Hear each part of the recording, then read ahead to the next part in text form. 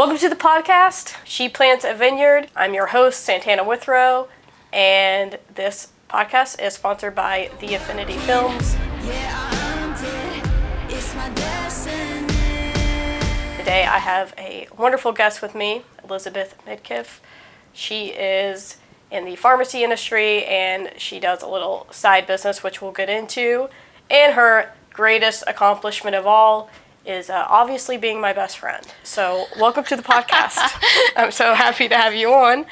And it's really nice to have, my first guest was my sister, and now my second guest is my best friend. And it's really cool because I have built kind of this community where I'm sharing these similar interests with the people that are closest to me, which is really cool because sometimes you have best friends and you just do totally different things, which we do for our main job, but it's nice that we can kind of share in the business side of things sometimes. Yeah, I really appreciate you asking me to be on your podcast. I'm super excited. It is really cool because we've talked about this a little bit, but we're very different people, but we think kind of similarly, and we're both pretty business-minded, pretty entrepreneur. Yeah. Probably you more than me, but yeah, we share it. We share that common interest. Yeah. You teach me. All right. So why don't you tell me a little bit about what you do, if you want to introduce yourself a little bit. Like my side hustle? Yeah, you can start with whatever you want to start with. Okay. We'll get into the side hustle. Okay. So. Well, so my main job, my day job is I'm a pharmacy technician, and I've been doing that for over 12 years.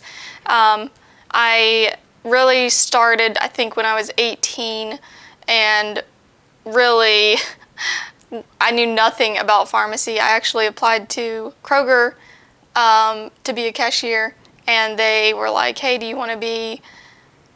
we have a pharmacy position open, do you want it? And I was like, that's great. I don't know anything about it. You'll have to teach me. So right. I went from absolutely nothing as an 18-year-old to just stepping in, and I haven't really left since. So yeah. What do you do on the side? What's your little side thing? My side hustle is I'm a reseller, and I really only started taking it more seriously this past year. Really June or summer of 2023, I really kind of thought I should make it more of a focus. Yeah. So that's when I started going to thrift stores and shopping and doing looking at comparables to see what has already sold in that category and all that, to see if it's worth picking up or not. So how did you get started doing that? It's nothing new for me. I actually started Poshmark in 2014. Okay. So it's been years.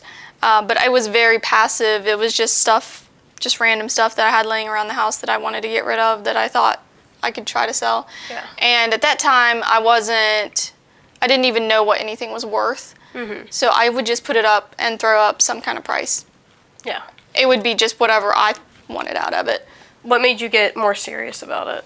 I think it was kind of a indirect thing because I recently have really gotten into Rothy's. I was waiting for the Rothy's. Okay, so it really started hardcore when I got into Rothy's. Yeah. So Rothy's is a sustainable shoe brand that is made with knitted recycled water bottles. It's cloth. It's not, it is kind of like plastic content, but it is like a fabric shoe. Right. Very comfortable, washable. You can throw it in the washer. You can, you don't want to dry it because that will ruin your shoe. That will absolutely curl your shoe and make it 3 times smaller than it is supposed to be. Yeah. So don't ever do that. But anyway, I got really obsessed with them. Well, there is a huge buy-sell trade community on Facebook, online, where people buy, sell, and trade their Rothy's. So I basically found a fashion hobby that I was obsessed with that was outside of my budget to obtain. I couldn't afford as many Rothy's as I wanted. Yeah. So what I did was Yeah. I learned that sometimes you can flip Rothy's. Sometimes if you get someone who is trying to get rid of their Rothy's fast, they'll sell it for cheap. I'll grab them and I'll mark them up 50, 75% or whatever. And, sometimes I'm making $20 off of it, which is enough for me. Sometimes I'll make $150 off of them.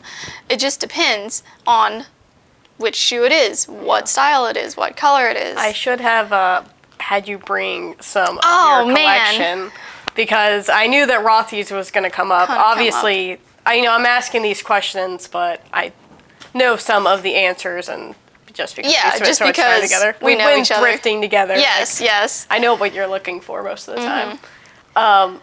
So, what advice would you give to someone who wants to get into that? Is there any do's and don'ts? Wants to get into reselling? Yeah, buying and reselling. Man, the biggest advice, the quickest and easiest thing is to download the Google app on your phone, and then the lens search, where you tap on the camera in the app and it brings up your own camera and you can take a picture of what's in front of you. Literally, you can be actively in a thrift shop and you snap it and it'll show you what listings are already being sold or currently for sale and for that item. Sometimes it's a little finicky and you have to search the brand, or sometimes you have to play with it to get it to actually, sometimes your picture might be inaccurate and it pulls up something really random. Yeah. But the biggest advice is to get that app, because it will tell you comps. It will tell you how valuable that item is and if you should buy it or not. And for me, it depends. Some people are more particular on their cost of goods, so they want their umbrella to be higher. They want to bring in a bigger profit. Yeah. Other people, they just want fast sales, so $20 is plenty.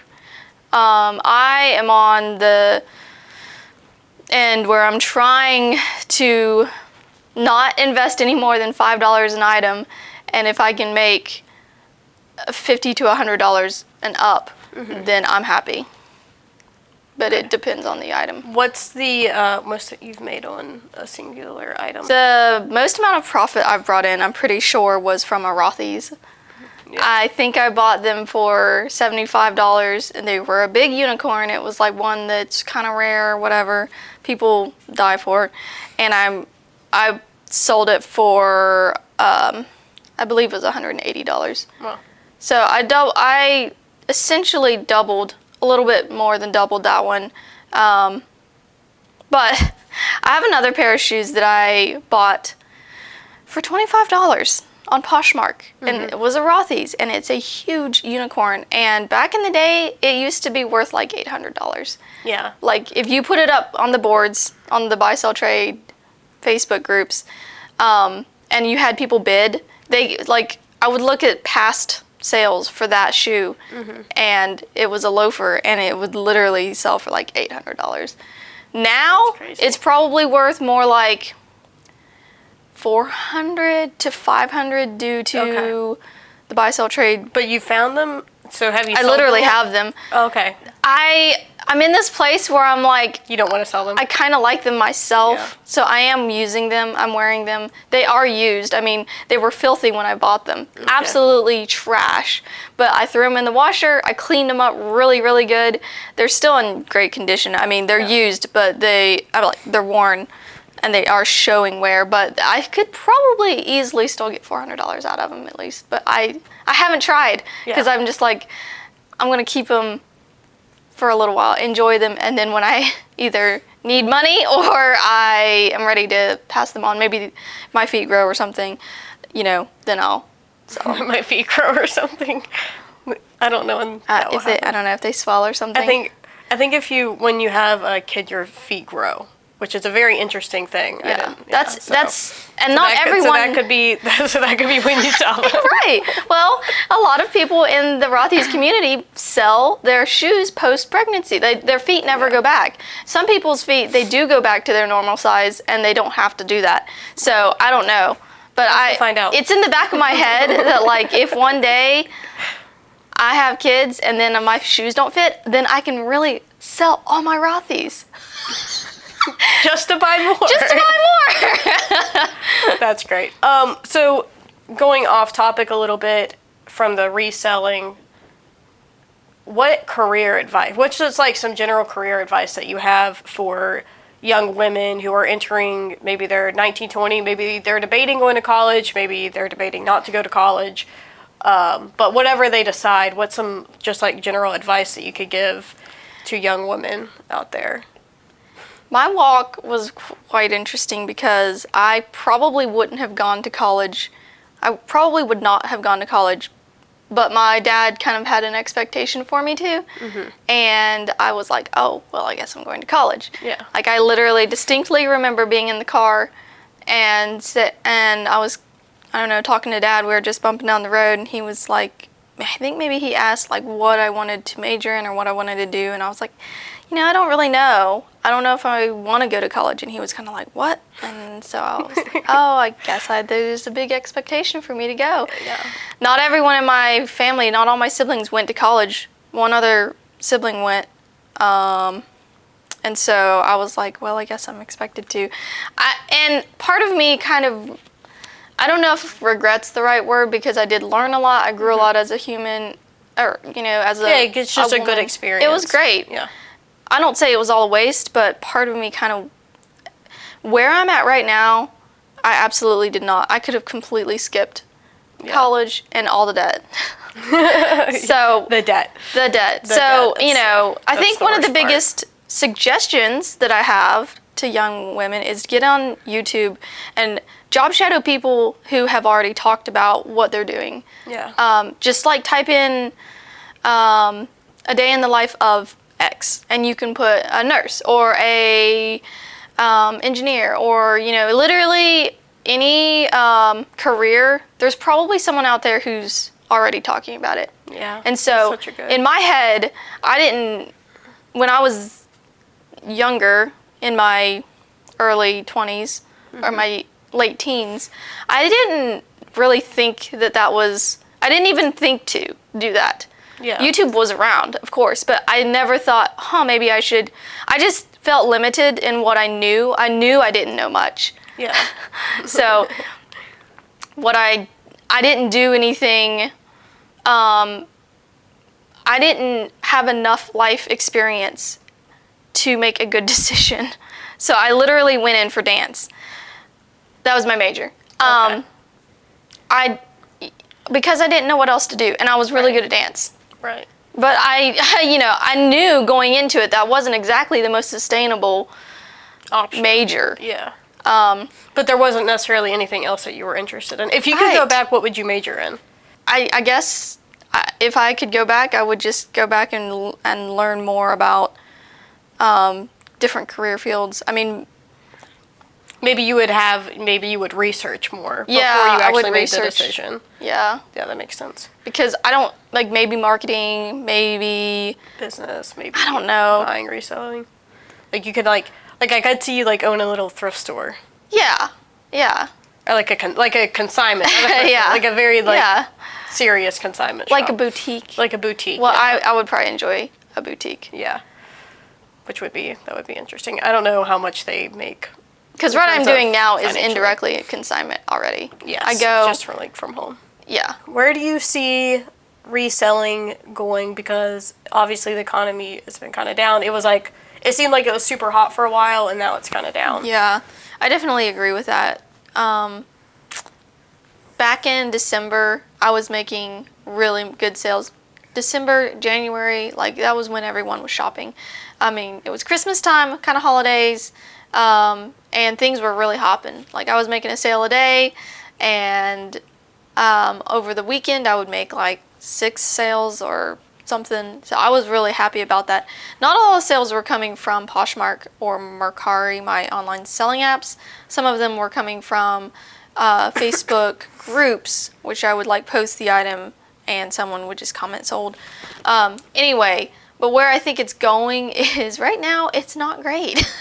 Yeah. In February, March, people are, there's a few people getting their tax returns early, but right now, not a lot of extra spending is happening. Yeah, the economy's not great. So Do you think that will change in the affecting. future? Yeah. I mean, Yeah. when the economy's better, when things start, when inflation isn't so crazy, Yeah. people will actually have a little breathing room. Because right now, all they're spending their money on is food and gas Yeah. and insurance. Like my Right. insurance went up again on my car insurance. Oh, okay. I literally hate that. I'm Yeah. like so frustrated. Anyway, so yeah, there's not a lot of wiggle room in people's Right. incomes right now, I feel like. When I feel like business itself, it's a huge risk, and you are going to ebb and flow in business in general. Mm-hmm. So it's just something that you have to like kind of be able to accept and deal with as it comes, and Yeah. just be able if this to is kind of take the hits when they're there.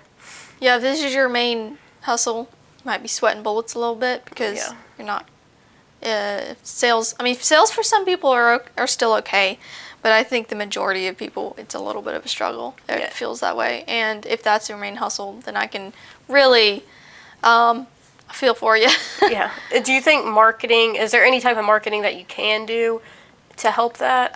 Well, with Poshmark, they have kind of changed the algorithm to favor people, or at least it feels this way. I'm not sure how accurate that is, but it feels like that their live shows that they have instilled in that app those people make a lot of sales. I'm not sure if that's because a lot of people tune into those live sales or if they just allow the views of their listings to be higher for those closets, those people, just because they have more movement. Mm-hmm. But yeah, I think that marketing for me, I don't do live sales right now because it's just not really where my head is at. I might dip into it later, but my marketing tactic is to relist. So if your listing has been posted, you got several likes, 10 plus likes or something, but no one has bought it and it is now, I don't know, a few months old, you can just relist the same exact thing and sometimes it'll get bought within a couple days. Okay. So the best advice for marketing is just to get your item cross-listed on all your platforms that you're selling on and get as many eyes as you can on that item and continue to make it a new listing if it's not going anywhere. What's the coolest thing that you've got in your closet right now? Right now, the coolest thing I found recently was a Loungefly Disney tote that was a BAM Books A Million exclusive. Mm-hmm. Unfortunately, it's like not in mint condition, which kind of makes me sad. It's a little bit stained on one side, but the one side has a really cool art that's got Stitch on it, and then the other side it's got like little ducks reading a book, like Ducks and a Bear or something like that. It's so adorable. And it's in, like, the inside's in great condition. It's a really cool tote. And it's cool. And I'm, like, the only one selling one like it. It's an exclusive bag, so it's not widely available or, like, I'm not sure how many years ago BAM came out with it, but no one else, I like searched comps and no one else has a bag like that. That's really up cool. for sale. So, but Loungefly is a really good Disney collaboration brand, and so they have all kinds of followers. Like there's a lot of people who love Loungefly. Yeah. So I'm like really hoping I can Get it sold. get a good sale on that one. Yeah. It's a cool piece. How do you think exclusive items, like how well do they sell? And do you see more of an uptick when you can find an exclusive item? Like, you're like, That's I a gotta really get good that. question. It has to be a brand that is hot, in my opinion. So limited items, exclusive items, they are really good if you have a fan base. If you have a following of that brand that's obsessed with every little piece, for instance, Rothy's. The more exclusive it is, the hotter it is, the more expensive it is, and the more highly sought after it is. So, in my opinion, exclusives are great. Do you use hashtags on Macari I and use Poshmark? tags. Hashtags, is more of a Mercari thing, and Okay. tags are a Posh thing. Okay. You can only do 3 tags on Poshmark, and you can do 5 hashtags on Mercari. Okay. But I fill out the description. It depends on the item. Some items I just don't have a lot to say about it, but like if it's an item I know or I have a lot of information on, I fill out that description box. 1,000 characters. I fill the whole thing up. Yeah. And other listings, I hardly get to 20 because I just don't.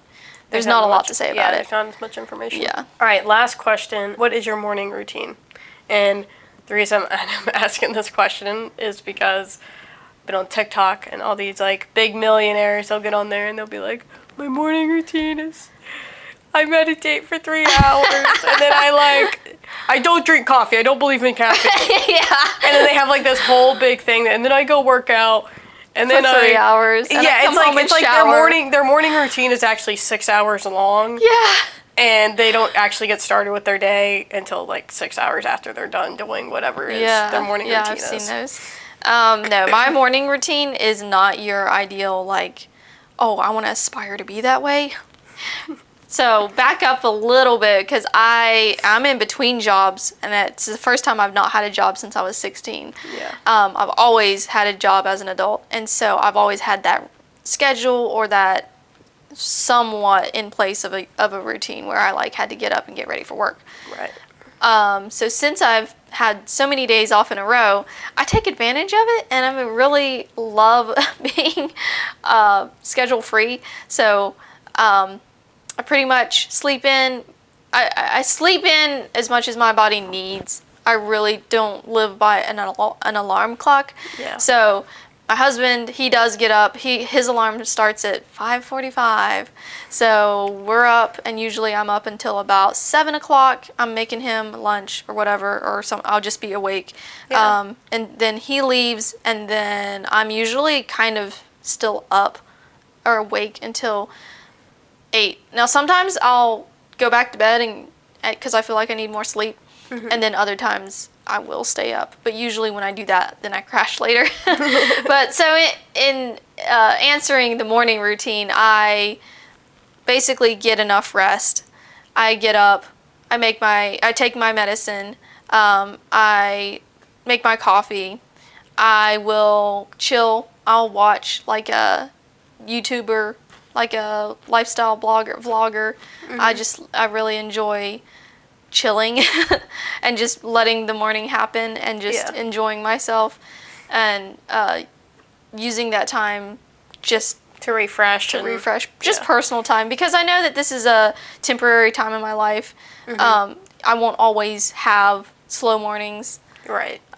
Either because of work or either because we're trying to grow a family or whatever, Yeah. So I'm fully aware that I'm being kind of lazy, but at the same time I'm trying to It's like your value it. opportunity to Yeah. like just So relax. after I get to the point that I'm ready to after the coffee hits Yeah. and I'm like, okay, brain is in gear. Yeah. Then I'm going to if it's a nice day, I'll take pictures of the things that I have bought from the thrift stores, or sometimes things are given to me or whatever, and I'll take good pictures.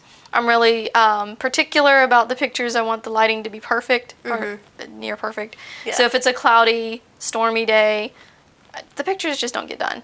Yeah. But then on those days, I will work on the listings. I'll like the pictures that I already have. I'll draft them, or I'll create a better description, or I'll work on them. And then after I've taken pictures, I'll usually start drafting the listings, and I do that over time, so I may not list anything on the day that I'm taking pictures. So sometimes I'll do like a mass like picture taking day, and then the next 5 days I'm not taking any pictures. You're just listing. I'm just listing, and then I'll collect items as the days go on, as I go thrifting, or as I collect a bag of stuff that someone gives me or whatever.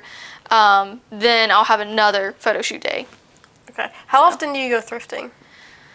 Well, when I first quit my job, I was going for 3 or 4 days a week. Okay. That's kind of slowed down. I really am particular about doing my side hustle when I am enjoying it. So if I feel like that I am starting to get bored, burnout, or just not, it doesn't bring me as much joy, I just take a break. Yeah. Which is nice because, I mean, it's good that it's not my main hustle because I would not be doing that otherwise. But because I can kind of treat it like a side hustle, then I don't allow myself to get super burnout because it's not fun anymore. Yeah, and this is something that you probably, do you want this to just be a side hustle, you think? Like, you're not really wanting for it to become a main thing, necessarily. I mean, I probably do eventually. It would be nice to have really good income and stay at home. Yeah. Eventually. Yeah.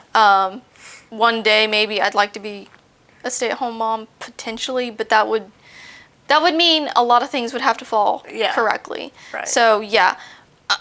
I'm working toward trying to get good income from this, but I feel like I'm still at such a starting stage or such a young, like, infancy of this that I can't at all rely on something like that. I do make good money. Like, some days I make really good money, and other days I'll make a little bit, not much. Yeah. Well, that's interesting. Because, like, I think it's cool to interview someone who's, like, at the beginning stages. You don't really get to hear a lot from people that are just starting something. Most of these type of podcasts are with business people that are, like, they've already done the thing. They already have so much advice, and it's like it's like being able to learn from someone who is also at a starting point, which is kind of like the whole point of this in some ways, is to be able to learn from people that are kind of like your normal entrepreneur. They don't have these $1 million businesses, but it's something that someone that maybe is working from home, maybe they are a stay-at-home mom, they're trying to find some way to build a little bit of an extra income, and they can, like, listen to this and learn and be like, oh, maybe I could do that, and then, like, be able to get some advice, instead of, like, being like, I can't start a business because I don't have $100,000 to put into it. And right. it's like, no. But, like, you could literally start from zero. You can start from your own closet. You can literally start with $5. Like, I'm not even kidding. Go to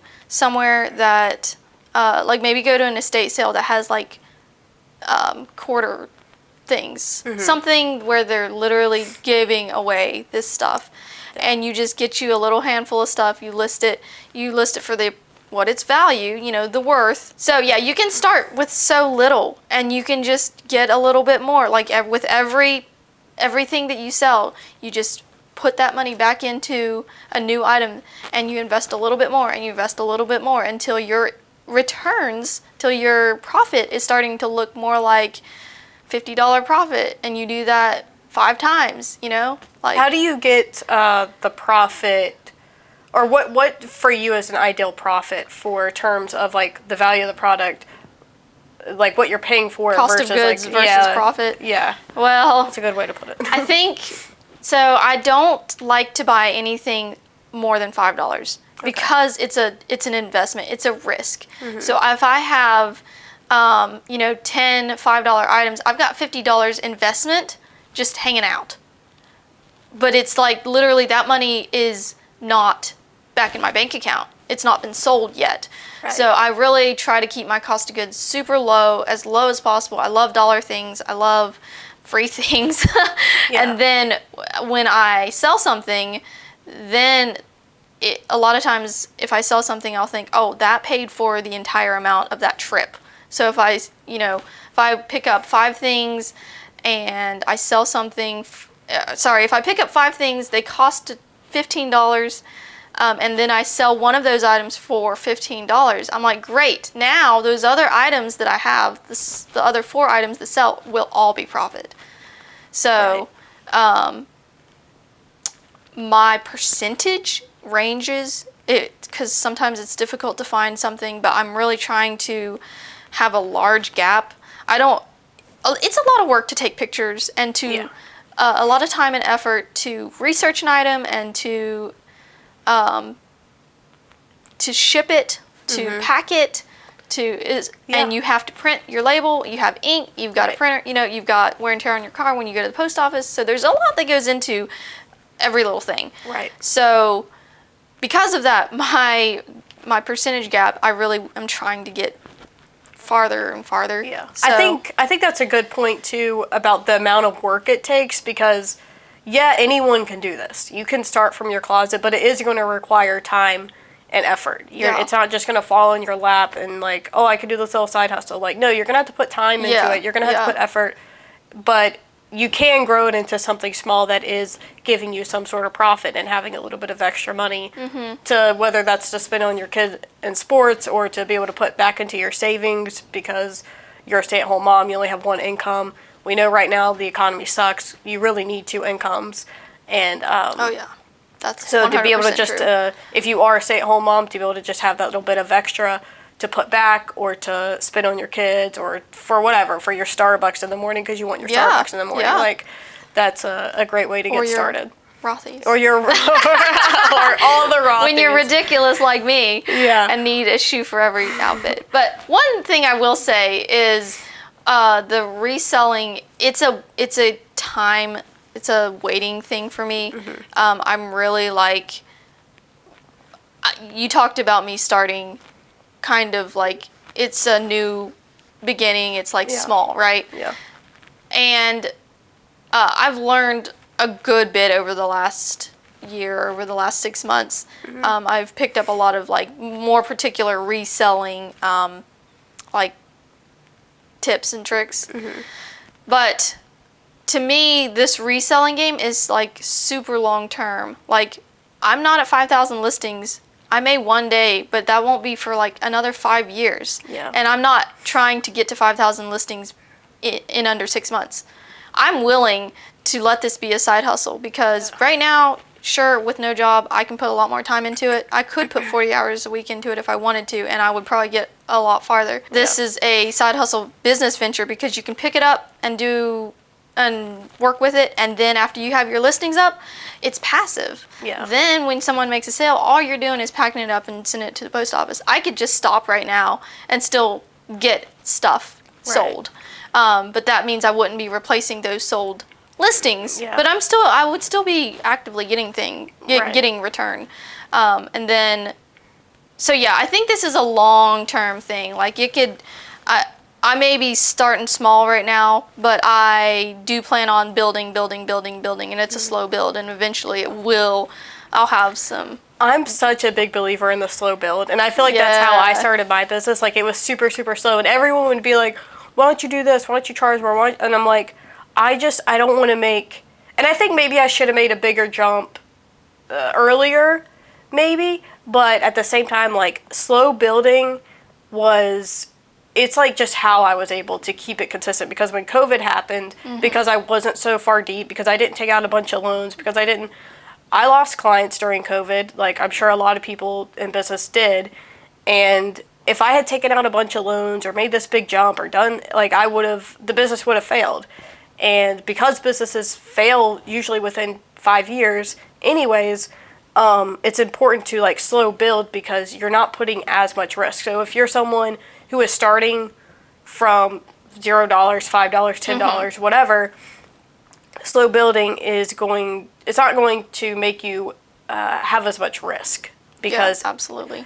You can always, like, you're just not putting as much money into it, as much you don't time, have as much effort. someone relying on you. You didn't borrow someone else's money. They're not backing you. They don't have that expectation. Yeah, slow build is right where you want to be, because you're not being relied on to make this huge, impressive return. Right. You know, I didn't quit my job immediately. Yeah. Like, I worked for a year and a half. I slowly build, got some clients. Okay, now I quit. Now I can't take the risk. Yeah, but you worked your way up to that. You were not ready. 2 weeks into your new business, you were absolutely not in the place that you could just quit your job. But you not even with the amount of information and skill. Yeah, I didn't have the skill, and I think a lot of people they're like, oh, I'm going to start a business.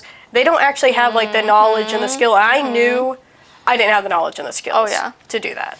And that's the same with anything. You do have to learn what you're dealing with. You have to have not just a lot of like street knowledge or head knowledge, but like you have to like do some research. You have to take some time. You have to live it and breathe Yes. it for a little while before it really catches on, and then you become, then it becomes a skill. Right. And you can do all the research. Like, I can read all about cameras, I can read all about business, how to run a business, how to run a marketing agency, but until you're in the dirt, until you're actually doing it, like, you don't know what that experience is. Yeah. So I think it's important to For sure. when you slow Trial build, and error you a can little literally, bit. yeah, you can trial and error Yeah. without this huge risk. Yeah. When you're slow building. So Yeah.